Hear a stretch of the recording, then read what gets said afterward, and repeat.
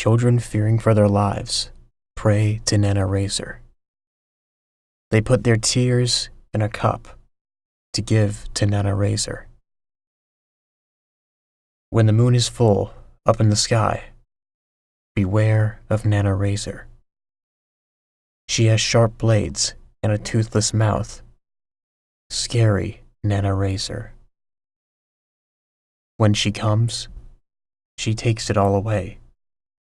Gone with Nana Razer.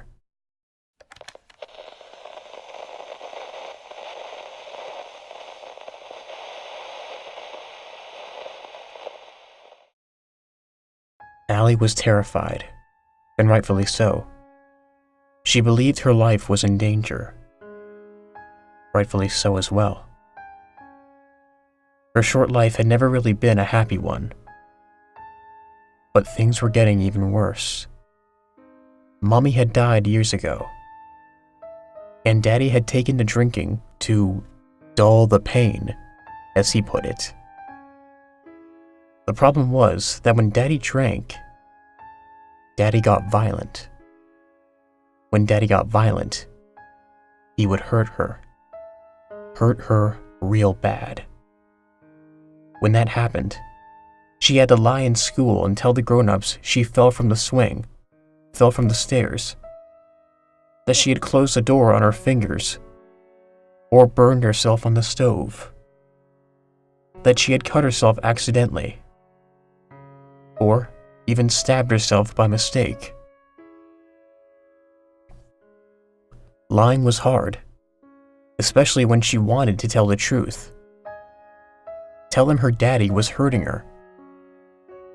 But she knew if she did that, Daddy would get even angrier with her. They would take her away to an orphanage or a foster home, and Daddy told her that those places would be much, much worse. Then there was the other thing. The one that had started happening lately. Daddy would drink, and instead of getting violent, he would get lonely.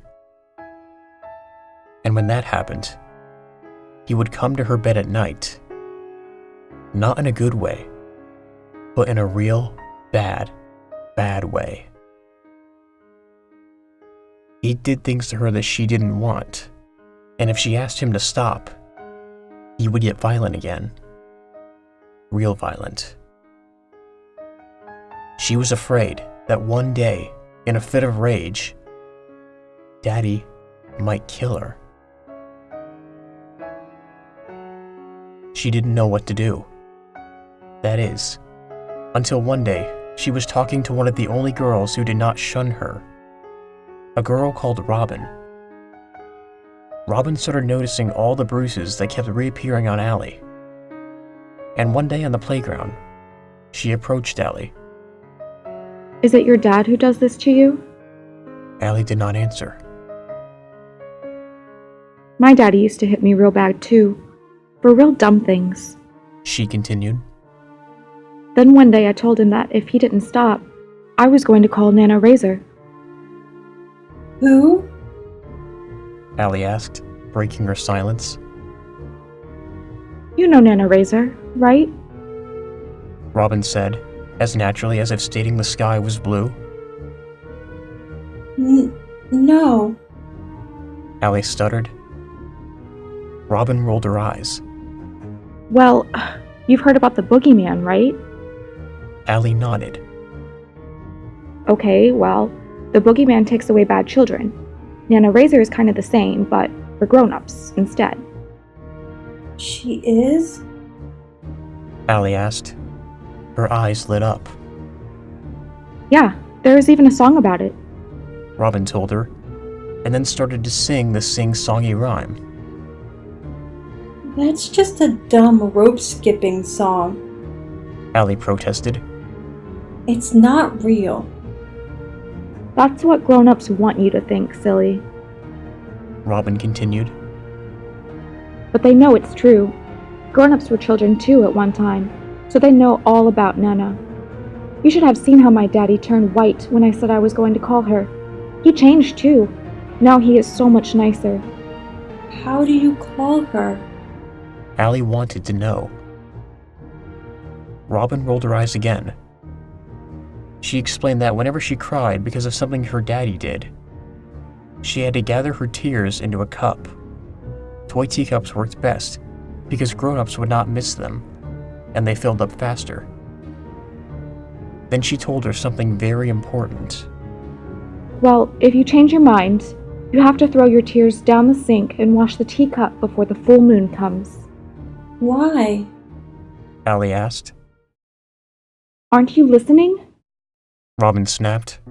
Nana Razer comes on the full moon, duh. And if Nana Razer comes, she has to take someone. She's like a boogie woman, right? That's what they do. The bell rang, signaling the end of recess. Allie thanked Robyn and started to head back to class. She knew well that a detention for being late was just another excuse for a beating. Wait! Robyn called, running behind her. Take this. She pulled a little pink toy plastic teacup from her pocket and handed it to Allie. I don't need this anymore. And, after hugging each other, as little girls do, they headed back to class. That night, when her daddy started acting up, Allie threatened him, saying she was going to call Nana Razer. That led to a new round of beatings, for her father apparently had never heard of Nana Razer.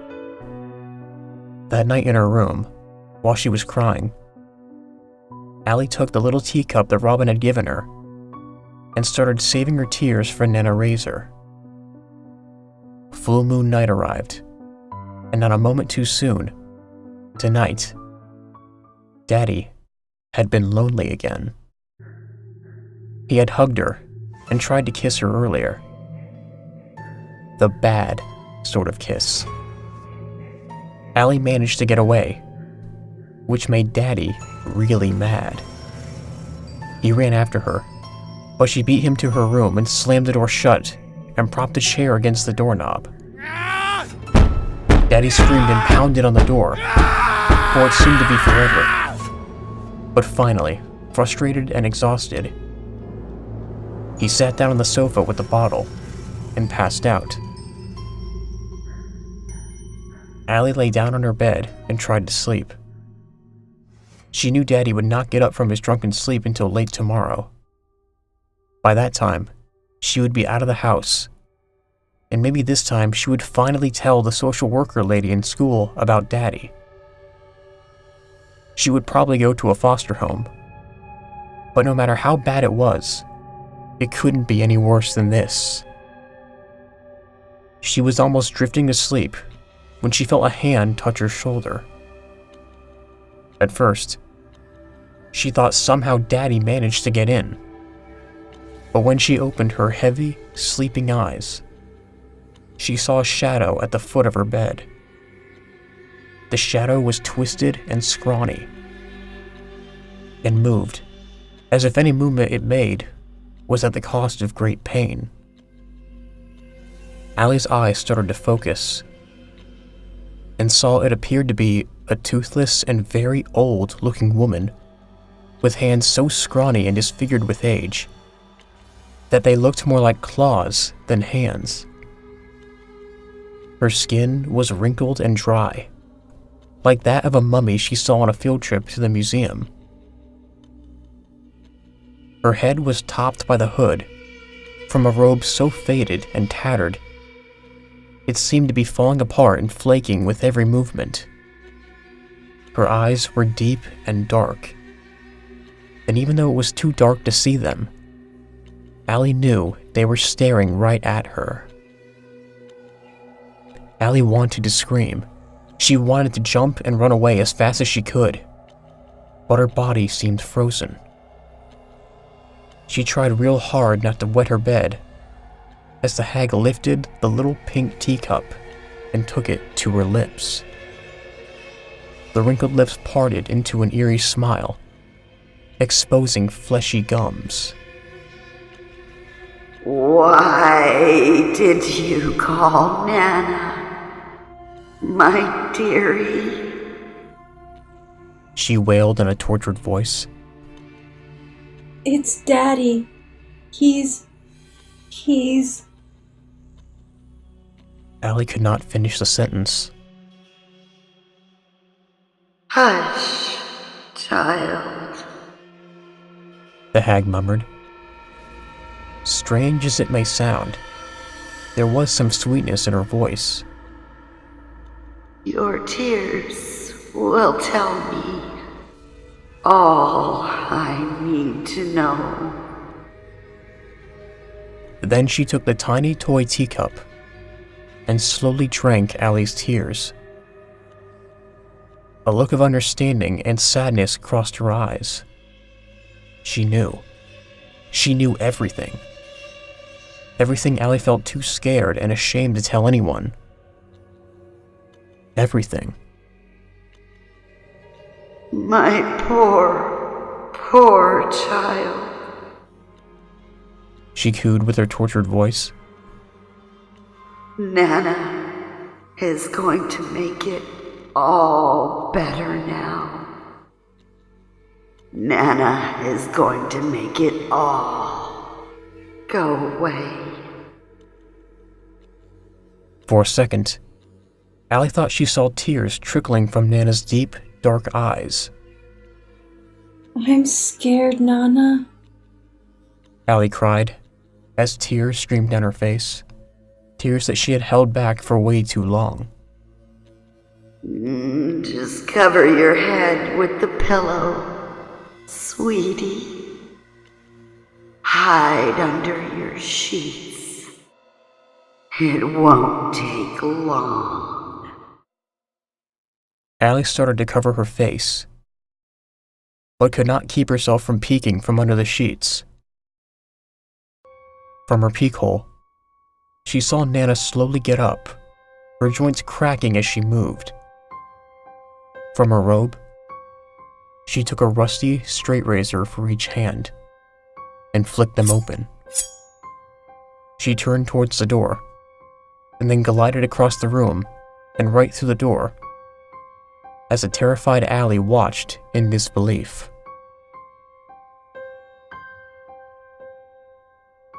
Then she heard Daddy screaming. She held her pillow tight against her head to block out the screams, but she could still hear them. Daddy screamed and screamed until finally he stopped.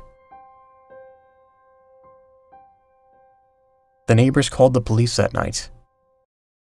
They were somewhat used to hearing screams and noises from the apartment where that alcoholic man lived with his little girl. Tonight, however, it had been different. Tonight, it sounded as if someone got killed. The police arrived, and after knocking a few times, decided to ram the door open. Upon entering the apartment, they quickly noticed the blood-stained carpet, but no body could be found. There was a trail of blood leading straight to the window, but since the apartment was on the 9th floor, and there was no fire escape, they did not know what to make of it.